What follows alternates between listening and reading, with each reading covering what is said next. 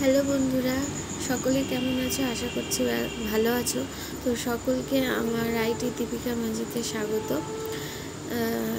দেখ, এই ঠাকুরের ছবিটা তো তোমরা দেখেছই।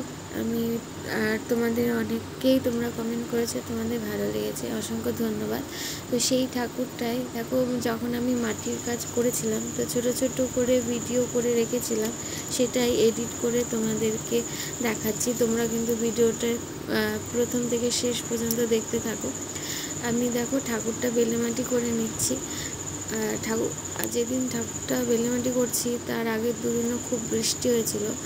এই একটা সমস্যা, বর্ষাকালে এই রোদ এই বৃষ্টি, ঠাকুর শুকানো খুবই সমস্যা। যদিও আমাদের মেশিন আছে ঠাকুর শুকানো। তো আমি বেলেমাটি করে নিয়েছি। আর একটা কি চুড়ি পরেছিলাম, বেলেমাটি করতে সত্যি অসুবিধা হচ্ছিলো, বারবার চুড়ির দাগ হয়ে যাচ্ছিলো ঠাকুরের গায়ে। আমি একাই রাত্রেবেলায় বাইরে বসে বসে বেলেমাটি করছিলাম। ঠাকুরটা লাগবে তাই বেলেমাটিটা করে নিলাম। বা রং করতে হবে, আর যেহেতু বৃষ্টি পড়ছে না হলে শুকোবেই না। এই ঠাকুরের কাঠামোটা কিন্তু আমি করেছিলাম, মা বেঁধেছে।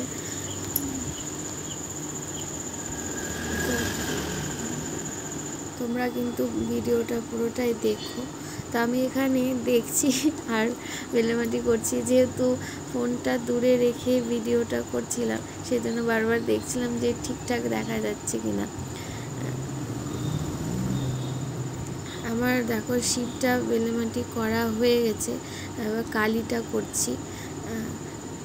তো কালীটা আমি আস্তে আস্তে সবটাই করছি, হয়তো এডিটের একটু ভুল হতে পারে, আগে পিছিয়ে হতে পারে, তোমরা কিন্তু কিছু মনে করো না।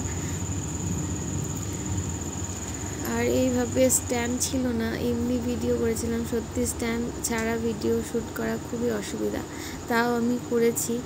আমার ছোটো ছোটো কাজগুলো তোমাদের সাথে শেয়ার করছি। তোমরা অনেকে অনেক ভালো ভালো কথা বলো, তো তোমরা আশীর্বাদ করো আমি যেন এই কাজটা আরও ভালোভাবে করতে পারি।